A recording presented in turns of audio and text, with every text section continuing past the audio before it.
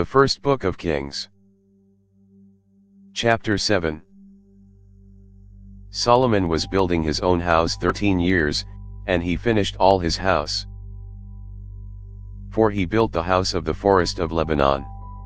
Its length was 100 cubits, its width 50 cubits, and its height 30 cubits, on 4 rows of cedar pillars, with cedar beams on the pillars. It was covered with cedar above over the 45 beams that were on the pillars, 15 in a row. There were beams in 3 rows, and window was facing window in 3 ranks. All the doors and posts were made square with beams, and window was facing window in 3 ranks. He made the porch of pillars. Its length was 50 cubits and its width 30 cubits, with a porch before them, and pillars and a threshold before them. He made the porch of the throne where he was to judge, even the porch of judgment, and it was covered with cedar from floor to floor. His house where he was to dwell, the other court within the porch, was of the like work. He made also a house for Pharaoh's daughter, whom Solomon had taken as wife, like this porch. All these were of costly stones, even of cut stone, according to measure, sawed with saws, inside and outside, even from the foundation to the coping, and so on the outside to the great court. The foundation was of costly stones, even great stones, stones of 10 cubits, and stones of 8 cubits. Above were costly stones, even cut stone, according to measure, and cedar wood. The great court around had 3 courses of cut stone, and a course of cedar beams, like the inner court of Yahweh's house and the porch of the house. King Solomon sent and brought Hiram out of Tyre. He was the son of a widow of the tribe of Naphtali, and his father was a man of Tyre, a worker in bronze, and he was filled with wisdom and understanding and skill, to work all works in bronze. He came to King Solomon, and performed all his work. For he fashioned the 2 pillars of bronze, 18 cubits high apiece, and a line of 12 cubits encircled either of them. He made 2 capitals of molten bronze, to set on the tops of the pillars. The height of the one capital was 5 cubits, and the height of the other capital was 5 cubits. There were nets of checker work, and wreaths of chain work, for the capitals which were on the top of the pillars, 7 for the one capital, and 7 for the other capital. So he made the pillars, and there were 2 rows around on the one network, to cover the capitals that were on the top of the pillars, and he did so for the other capital. The capitals that were on the top of the pillars in the porch were of lily work, 4 cubits. There were capitals above also on the 2 pillars, close by the belly which was beside the network. There were 200 pomegranates in rows around the other capital. He set up the pillars at the porch of the temple. He set up the right pillar, and called its name Jachin, and he set up the left pillar, and called its name Boaz. On the top of the pillars was lily work, so the work of the pillars was finished. He made the molten sea of 10 cubits from brim to brim, round in shape. Its height was 5 cubits, and a line of 30 cubits encircled it. Under its brim around there were buds which encircled it for 10 cubits, encircling the sea. The buds were in 2 rows, cast when it was cast. It stood on 12 oxen, 3 looking toward the north, and 3 looking toward the west, and 3 looking toward the south, and 3 looking toward the east, and the sea was set on them above, and all their hind quarters were inward. It was a hand-width thick. Its brim was worked like the brim of a cup, like the flower of a lily. It held 2,000 baths. He made the 10 bases of bronze.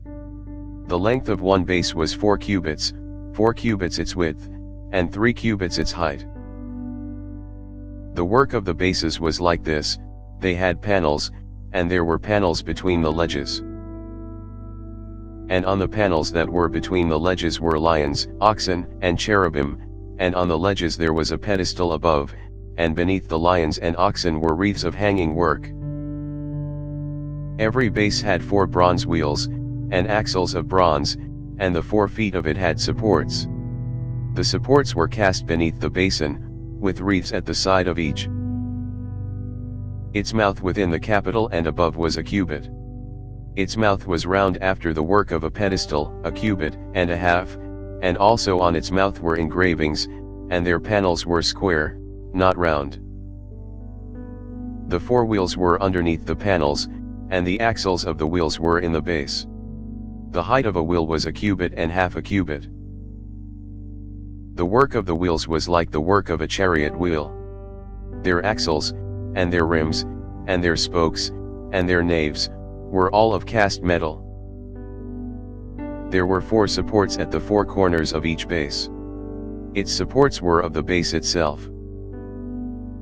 In the top of the base there was a round band half a cubit high, and on the top of the base its supports and its panels were the same.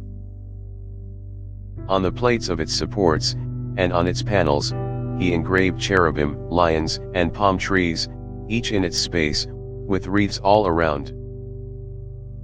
He made the 10 bases in this way, all of them had 1 casting, 1 measure, and 1 form. He made 10 basins of bronze. 1 basin contained 40 baths, and every basin was 4 cubits, and on every one of the 10 bases 1 basin. He set the bases, 5 on the right side of the house, and 5 on the left side of the house. He set the sea on the right side of the house eastward and toward the south. Hiram made the pots, the shovels, and the basins. So Hiram finished doing all the work that he worked for King Solomon in Yahweh's house. The 2 pillars, the 2 bowls of the capitals that were on the top of the pillars, the 2 networks to cover the 2 bowls of the capitals that were on the top of the pillars.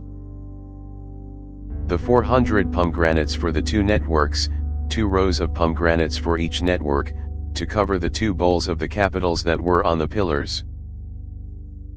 The 10 bases, the 10 basins on the bases. The 1 sea, the 12 oxen under the sea.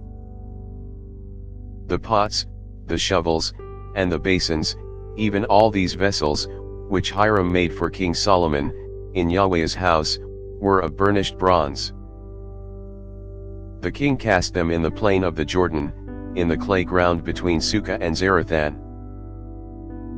Solomon left all the vessels unweighed, because there were so many of them. The weight of the bronze could not be determined. Solomon made all the vessels that were in Yahweh's house, the golden altar and the table that the showbread was on, of gold. And the lampstands, 5 on the right side, and 5 on the left, before the inner sanctuary, of pure gold, and the flowers, the lamps, and the tongs, of gold. The cups, the snuffers, the basins, the spoons, and the fire pans, of pure gold, and the hinges, both for the doors of the inner house, the most holy place, and for the doors of the house, of the temple, of gold. Thus all the work that King Solomon did in Yahweh's house was finished. Solomon brought in the things which David his father had dedicated, the silver, the gold, and the vessels, and put them in the treasuries of Yahweh's house. Thanks for listening. If you liked our video, give us a thumbs up and subscribe, it really helps.